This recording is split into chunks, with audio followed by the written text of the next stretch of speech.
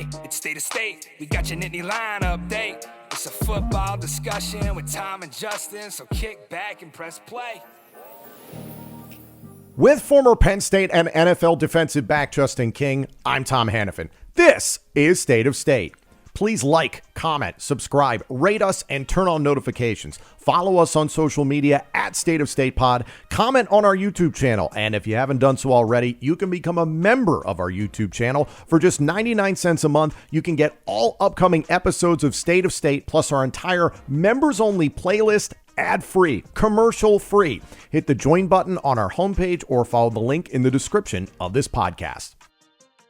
This podcast is presented by BetOnline. BetOnline is the world's most trusted betting platform and your number one source for all your sports betting action. And with baseball in full swing and football season around the corner, BetOnline has more ways to stay in on the action with the latest odds, news, and scores, even live in-game betting. From Major League Baseball to UFC to tennis and NFL futures, BetOnline remains your choice for sports wagering info. In between games, head over to the BetOnline Casino with all the top Vegas-style games, including poker and live casino. Head to betonline.ag today and take advantage of their industry-leading VIP program with level-up bonuses and weekly cash boosts. Penn State fans, are you feeling confident that the Nittany Lions can win college football's national championship next season? Lock in your futures bet at betonline.ag today. State of State is presented by BetOnline. The game starts here. State of State is a proud supporter of Blue White Outfitters. Blue White Outfitters was created as a retail shop meant to highlight the confidence, competitiveness, and fearlessness of the elite athletes found throughout the history of Penn State University. Check out their Lockdown U and Lawn Boys merchandise today. All sales from Blue White Outfitters directly benefit Penn State student athletes. Also, official State of State merchandise is available now. Support the show and grab State of State t-shirts, hoodies, hats, and more. Visit www.bluewhiteoutfitters.com today. Hi, everyone, and welcome to State of State. I'm Tom Hannafin. He's Justin King. Exactly 2 weeks away from training camp getting underway on July 30th. So the excitement is beginning to build, and we can actually start to get a really in-depth look at what this team is potentially going to be in 2025. We already have a pretty good understanding what the nucleus is going to be, but certainly a lot of position battles that we're going to discuss here in this episode, and then also some recent comments from Penn State strength coach Chuck Losey, who's been with James Franklin ever since his Vanderbilt days, has been with Penn State since 2014, officially became the head strength coach in 2022 after the great Dwight Galt III retired. So it was interesting to get his insight. And I know, Justin, you've worked with him in the past, so very curious to see what you think about his thoughts. But overall, as I mentioned, 2 weeks away from today, training camp gets underway. I'd like to hear from you what position battles are the most important in your mind. Position battles. That's interesting. I think the linebacker position is one that sticks out immediately, right? Losing Tamir Robinson to the transfer portal. We got some guys transitioning in, new defensive coordinator, a lot of things run through the middle of that defense. So just seeing who can pick up the new schemes, responsibilities, and the nuance of the new D coordinator's situation. I'm excited, again, not necessarily a position battle, but to see what the ceiling of the corner AJ Harris is at number 4. You know, he's another corner coming into the season that can possibly be a first-round draft pick, and just the talent and the guys that are developing underneath him, and just seeing what that looks like. And obviously, the running back situation, right? Like, how do we continue to see Nick Singleton and Fat Man from the backfield, and how do they progress and hit essentially their senior year in maturation and development, and see what that looks like. See if Tyke Hayes can get in there, and just that whole distribution of the ball on the offensive side is going to be interesting to see. So not too much of a position battle situation, but how are we going to get the ball around to the talent, and how are we going to use the talent that we have on defense with a new defensive coordinator and depth back there, and to utilize all of it to make a run. So I think that's more of what I look for. To your point at running back, like who's number 3, who's number 4? We know who 1 and 2 are, that sort of thing. By the way, I just want to say this. Catron Allen deserves his flowers. There's been a lot of people, obviously, like Drew Allar and Nick Singleton grabbed the headlines because they've been 5 stars, and for Nick Singleton, Gatorade Player of the Year, like they've gotten all the fanfare for a long time, justifiably so. Nothing against them. Catron Allen deserves his flowers. And I think there's a chance that by the end of this season, you might look at him as the better running back than Nick Singleton. I think he performed better than Nick most of last season. He was more consistent, it felt. So I just think, I don't know. I just want to stand up and say Catron Allen deserves his flowers.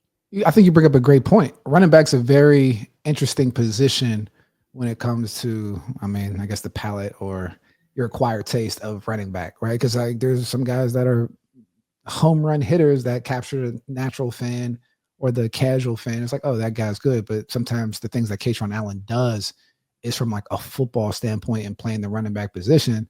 That's an acquired taste. And this is me talking to running back coaches across the country when they're recruiting high school players and what they're looking for, right? You want some that are looking for home run hitters and guys that can score. And then you got some that believe you're not going to have a running back that's fast enough to get away from this speed in the secondary. So we got to make sure that we're able to increase hit seam to do things like more like the Catron Allen running style, Frank Gore back in the day and things of that nature type of style versus the home run hitter, but they're both valuable when you have them in the backfield. So how do you manage the carries? But absolutely, yeah. Catron Allen is a very talented running back when you get to the position specifics that, required of the running back. To get back to position battles, sorry for that sidetrack there. No, it's a good sidetrack. I had to. Not that you were disparaging him. I was like, I was thinking about that the other day. I was like, people need to give 13 some love. For me, position battles I'm paying attention to. Does anybody believe the wide receiver position is problem solved? Because it's not. We don't know what we have. It's 3 transfers at the top. So we need to learn a lot about these guys in training camp. Like, yeah, you feel good about it. And like, what will the battle be for 1, 2, 3, 4, 5, 6? Sure. But like, this is going to be the really in-depth look at the 3 transfer wide receivers. Well, it's really interesting when we think of like, is the position fixed, right? They finished the final 4 of the playoffs last year without having, a catch and a 0 catches against Notre Dame, to your point. Yeah. 100%. Right. But they get to that point. So I think that's what sometimes within team building, like to fix the receiver position, what exactly is it? Does it need to be a home run receiver? Do you need a little bit more production from that standpoint? Because I think that's where, whether it's fanfare or fan perspective versus internal perspective, and when they're building teams, that I always kind of get frustrated with is like, all right, how valuable is the receiver if we got this far, right? And like, what do we actually need if we won 11 games last year, got to the Final Four? Like, we just need a little bit, not, a whole transformation at the receiver room, even though that what it feels like when you don't have any catches in a major game and things of that nature. So I guess what I'm saying is I think the delta to get above the line for that position group is a little lower than we might suspect because of the depth throughout the whole football team. And I think that's what's an interesting thing when we talk about receivers, win shares, and how much money they get, because a lot of things have to happen for them to be productive and beneficial to the team and winning. And I think the way that Penn State has built their program throughout the years, it's made it to where the receiver is a somewhat of a disposable position because everything's not built on that.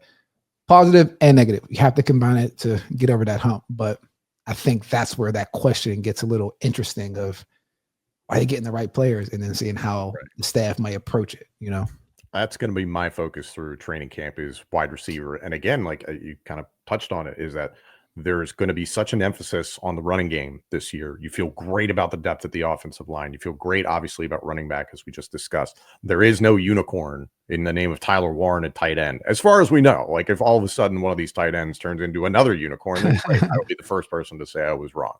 Right. But you just, at first blush, you don't have the ability that Tyler Warren showed last year at that tight end spot. So there needs to be somebody stepping up at another position or within that tight end room, period. So I'm very curious to see if Kyron Hudson, Devontae Ross, Trebor Pena, the 3 transfer wide receivers, live up to the hype If I hear the word flash, I'm going to lose my mind. I just need to know that it's like, hey, is this trending in the direction we all hope it will be, Right. that they're competent and they can contribute.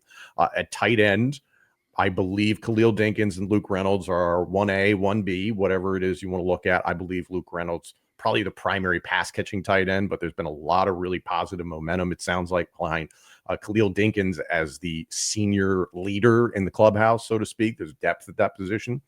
For me, what's the situation on the right side of the offensive line? Is that Anthony Donko at right guard or right tackle? Is it Nolan Rucci at right tackle? Is it Cooper Cousins at right guard? Like, there's a lot of just questions there in terms of depth pieces, I think, along the offensive line. And I think a big one that I know might not be like pressing this second, who's the backup quarterback? Is it Ethan Grunkemeyer? Is it Jackson Smolik? And I think there's a lot of positivity surrounding both guys. Chuck Losey was going in depth about how earlier on this week that Jackson Smolik sustained a knee injury last year, missed a lot of time.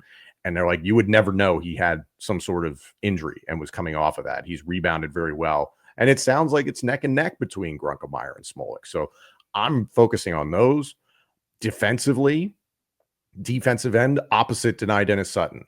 Zariah Fisher, there is not enough data to prove that he is going to step up and be a competent starter at defensive end. I think that's a fair thing to say.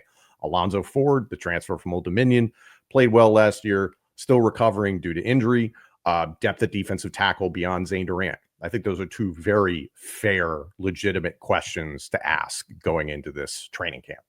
1,000%. I mean, they're especially when you have unproven players, it's always a question mark, right? You got the plus, the check, or the question mark when you're going into the season, and just make sure. And that question mark is always determined or erased after the production is on the field when the red light comes on. So time will tell. I want to get into a couple of comments here from Chuck Losey earlier on this week. First off, you've worked with him in the past. What's your opinion of Chuck Losey, the job he's done, and when he speaks on the maturation of players, not just from the strength and conditioning standpoint, but performance and production? How much stock do you put in that? And do you listen when he says something is like, oh, he's serious? Yeah, Chuck Losey is probably, I would say, second most powerful person in the whole program. I don't think people understand how important the strength coach is. Head coach gets hired. The first person they call is not their offensive coordinator. It's not their defensive coordinator. It is their strength coach, because this is a football is a physical and a mental warfare, right? And so you have to make sure that someone is preparing those guys. So I always tell, like, even families, when you're coming in, you have to make sure that you're getting acquainted with the strength coach, because all of our first information from a staff, when freshmen get on campus, the staff is on vacation. Maybe the head coach is there, but the rest of the staff is on vacation. The first report we get is after 4 weeks of them dealing with the strength and conditioning staff of, like, what is their makeup? What type of hardware are we actually dealing with? He's soft, he's this, he's that, he's not as great as an athlete as we thought. So we get a lot of information from them because they see it from a very unique perspective outside of the position specific X and O's. Like, what are we dealing with from a They look under the hood, so to speak, purely under the hood. So there's a lot of value in taking their information to understand roster moves, where culture fit really lands in. So I take Chuck Losey's word very strongly. Just like NFL teams, when they come in to get the backgrounds, the first person they go to is him. And when I was there, it was Deej. Chuck was the assistant at the time, even closer to the players in the development. When you look at the guys that came through when he was the assistant, more so hands on that development piece with, like, the Micah Parsons, the Jason Oways, and all these guys. Like, so there's a lot of evidence of impact for Chuck Losey. A lot of respect for that guy. Losey was, I just like how blunt he was, and you could tell based on his context and his body language when he was dead serious about something and felt really confident about something. First off, he said, Coach Franklin is my guy. I don't want to work for anyone else in this profession. It's a really big, bold thing to say, but granted, he's been with the man since Vanderbilt, so he feels pretty comfortable in general, but that's a big thing in any walk of life to say. I mean, it is, and it speaks volumes to what it's like to work for James Franklin once you have the value or you see what you're pulling from it. Because when you're spending as a strength coach, like literally, like, might be like 16 hours, 16, 17 hours a day with this guy in the building. And, so, like, there has to be a mutual respect to do that for a sustainable amount of time, and to sacrifice your family, sacrifice the time with your family, or integrate your family with that lifestyle.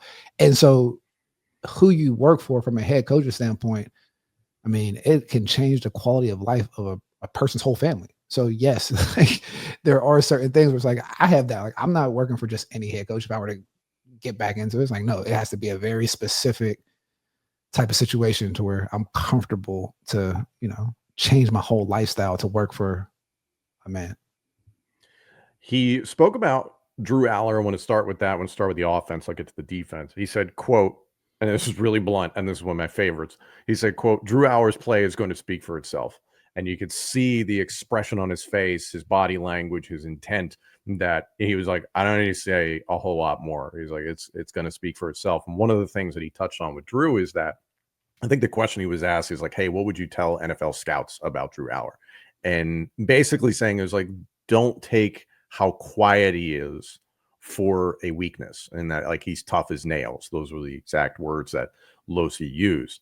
How often in your experience has a player been misunderstood because they were quieter, and especially at that quarterback position where you do maybe want more of a vocal leader or just a big presence or something like that? Because it sounds like Drew, yes, while he is a leader, he's not, fire and brimstone by any means. He's cool, calm, and collected. Yeah, I think there's value to that, a lot of value, right? And it's just how you, again, I think that's more of the fan relationship, because the fans are so vested, right? Because maybe we can think of like a Jared Goff, right? Or he goes out there, he wins in the championship, and knock on him was like, oh, he's not fire, he's not this, but he was the number 1 overall pick. He did win a Super Bowl in the right situation. So I don't think that's a determining factor. And you can have somebody that's super cocky and talented like a Jay Cutler and never win anything. So like, I don't think that's a determining factor on the success of a quarterback. I think we pick and choose sometimes the traits that we want to see from players. And if we can't identify it, we kind of run with narratives, because that's kind of where we're at. But I've always got that vibe from Drew, even from high school. Is like more of a Terminator type of personality, right? Like the Terminator didn't talk much, but like he was putting in work, he was doing business. Like he was a 3-star to 5-star guy that believed in the work. That like he's a guy that is banking on the work to give him confidence, right? Versus some guys that kind of are just boisterous, that connect with fans in a different way. And to do that, you have to be extremely tough. Anybody that has a strong development avenue has to be kind of wired a certain type of way. And I've always seen that with Drew. And that level of mental toughness is completely different than what people think mental toughness is when you hear like a Mamba mentality or someone talking stuff. And how do we relate those? Yes, there's more than one way to skin a cat. And I identify with it because I was kind of like that. Like I wasn't like super talkative, but I was extremely confident and I would think tough. Yeah, I mean, so you had a toughness to your game. I think there was a mental toughness and a physical toughness. Did you want to tackle Jaworski Lane? Yeah, I mean, like, yeah, in your heart you did. Yeah, but can't not do it. I like to. I'd like to not have to do it. So Losey was very quick talking about Drew Allar. He spoke about Nick Singleton as well, and you talk about that steady progress. That's exactly how he described Nick Singleton. And it's so funny how those two came in, Allar and Singleton, in the exact same class, a lot of fanfare, and they're both just very similar people. And Losey said, quote, I'm excited when we shave 5/100ths off his 40, add 5 to 10 pounds to a certain lift that Singleton is doing. He said, quote, Nick's been a steady progressor throughout his career. He's been one of the most consistent guys in the program since he came here. And it's that level of consistency that you've seen from the program for many years now, but the level of consistency you've seen from the nucleus of this team, that steady progress, that incremental progress that's gotten Penn State to where it is. And I forget, I was listening to it not too long ago of somebody talking about it. It's like, oh man, it's like, oh, I want to play immediately or something like that. Yeah, I want, as a freshman, I got to play immediately, that sort of thing. And it's like, hey, it might be better for you to go somewhere and sit and develop properly with the right staff, the right team around you, the right players around you, teammates, everything, than it is for you to roll out there doing a job that you're not equipped to do quite yet. You might have the athletic gifts. Nick Singleton, certainly we knew as a freshman, he's got the athletic gifts, but it took time. And we're going to see perhaps what the final form of him looks this year. We are going to see it. It'll be his last time as an Nittany Lion, but all this is to say, it sounds like the overall culture is steady progress and development, and we're not looking for somebody who's a flash in the pan right this second, or just somebody who is going to be like, hey, I got to go now. And so you might feel that, but it's taking that step back, and you understand what it means. It's like, hey, from a micro standpoint, yeah, you've got all the gifts, but like from a macro standpoint, there's a lot of work to be done. And I don't know how you communicate that to young men. It's hard because they're in the fire, right? And they're in the fire feeling with this. Like, it's hard to give them, you know, macro view type of perspective unless you train them to like, hey, there's a immediate and then there's a long-term vision, and let's make sure that we balance these out. But there has to be a trust factor for them to listen to you to pull them out that fire, because a lot of them are in survival mode, right? Like, I need to get ready for next week. I need to make sure I make this live tomorrow. I need to make sure I'm getting my NIL money this day. Like, collectives aren't giving me money. Like, how much am I actually, like, there's a lot of different things in the immediate future that just the players aren't locked in on, you know what I mean? More of the macro thing. So it's extremely important to have someone that you trust that provides that, and like, hey, this is the whole blueprint to success that we're trying to go along. Speaking more about the offense, Chuck Losey talked about offensive lineman Vega Yuane, who he said is right now operating about 335 pounds, and they think that operating about 325 pounds ideally is going to be the goal for in season. I think he's been listed in the past at as big as 365 pounds, which is insane. I never looked at him as a guy who was out of shape. He carries the weight very, very well, and he's a house on wheels, essentially. But to trim him down to his leanest and meanest is a scary prospect. How much do you want to see him go in motion this upcoming season, Justin? Hey man, if you slim that weight down, go in motion a little faster, that's a lot of violence, a lot of impact, a lot of force on impact. So I like to see it. I mean, guys, when they're that big, healthy weight is the best weight. And if he can get down to that and still move around and be powerful and strong, speed is the name of the game, even at the offensive line position. But like hearing Losey say he's going to be a leader this year, Nick Dawkins is at center, super duper senior. We know that he's a leader on that team. We know what Drew Allar brings. We know what Nick Singleton, Katron Allen bring. Like, there's just so much veteran leadership that you continue to hear about, that it's not an inexperienced team. It's not a deer in headlights sort of situation. Oh, I've never seen this before, that sort of thing. When you're hearing multiple guys down the chain have that quality, is very, very encouraging. And I haven't even mentioned, we saw so much great consistency last year from Drew Shelton at left tackle. Like, we barely spoke about him, Justin. You and I talk about all the time. Sometimes the less you talk about guys, sometimes it means like they're doing really, really well, because it becomes an afterthought how consistent they are. I mean, that's the thing about football. A lot of the positions are like that, where they can do their job to the T, and the casual fan might not pay attention because they're setting up the linebacker to make the blitz or the corner to get the interception. And we kind of pay attention to, the outcome of the plays, but not necessarily the process of the play that helps the outcome come to life, So these guys that make those things happen, and they're valued in the win share. So that's always interesting, when you talk about how the money is going to be split up moving forward. Losey went on to talk about a pair of transfers, one being wide receiver Trebor Pena, we mentioned earlier on, transfer wide receiver from Syracuse.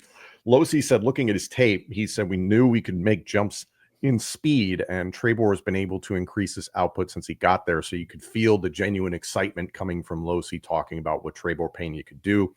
Again, him and Amare Campbell, the linebacker from UNC, getting in the spring. So it's like, hey, these guys haven't been here since, for instance, January, like a Kyron Hudson and Devontae Ross.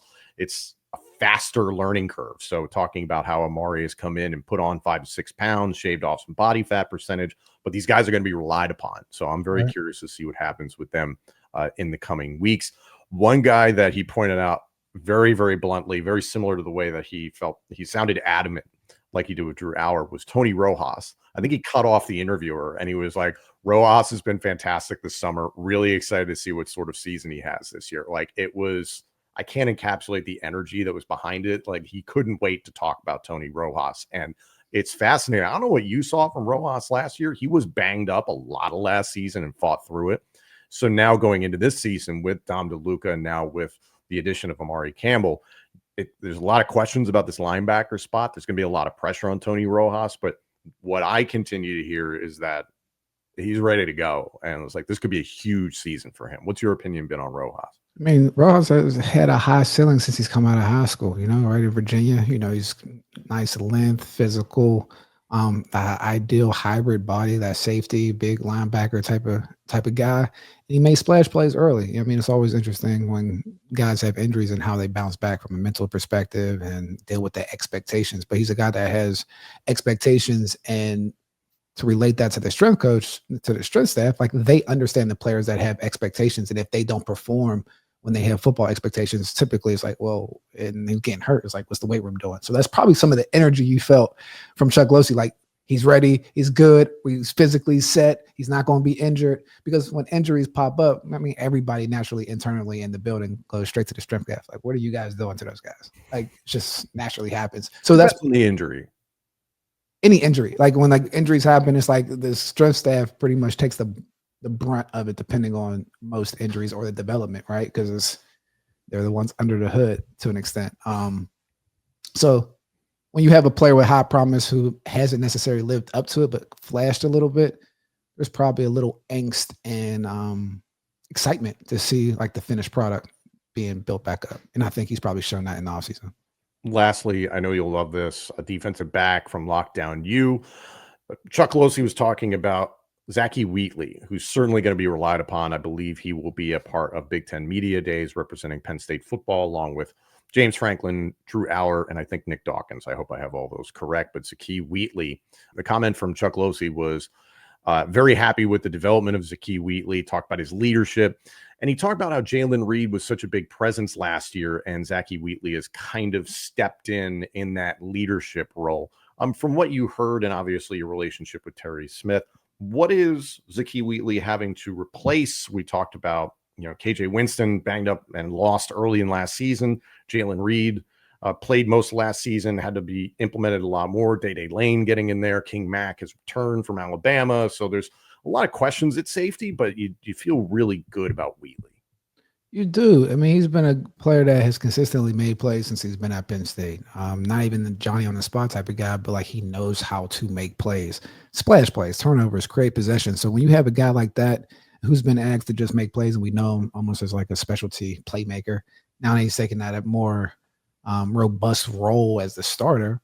I mean, he has the trust of the team that he's able to make plays. Now it's a level of consistency that there isn't dispersion off the top end plays to the bottom end of the plays, right? Especially when you're playing safety. So there's a level of consistency that is extremely valued at safety. And I think that's the step that he needs to take along with the splash plays. A lot of times when you get splash plays players, they're kind of up and down splash. But like, as long as you get the splash and keep it high probabilities of wins, he has a nice future. I mean, he's always been one of my favorite DBs there just because he's a playmaker. And now having a starting spot, being able to play free and not necessarily trying to find your way in the rotation, it creates a different sense of freedom when you're out there playing. So I'm excited to see Zachy Wheatley out there this year. Penn State training camp begins 2 weeks from today, Wednesday, July 30th. Get in the comments section on YouTube. Hit us up on social media. Tell us which position battles are standing out the most to you. Which ones do you feel good about? Which ones are you a little bit worried about? We are going to keep an eye on this. Obviously, Big Ten Media Days are coming up, I believe, next week. I think it's July 24th in Vegas, if I have that correct. So a couple things we're going to hear between now and then. Later on this week, we're going to dive into the business of college football, the state of the sport, so to speak. Always plenty of developments that we love diving into here on State of State. That'll be out this Friday right here on State of State. Thank you all so much for joining us. This episode and our entire library of shows is available now on YouTube, Apple Podcasts, Spotify, and wherever else you get your podcasts. Please like, comment, subscribe, rate us, and turn on notifications. Follow us on social media at State of State Pod. Comment on our YouTube channel. And if you haven't done so already, you can become a member of our YouTube channel for just 99 cents a month. You can get all upcoming episodes of State of State, plus our entire members-only playlist, ad-free, commercial-free. Hit the join button on our homepage or follow the link in the description of this podcast. State of State is presented by Bet Online and by Blue White Outfitters.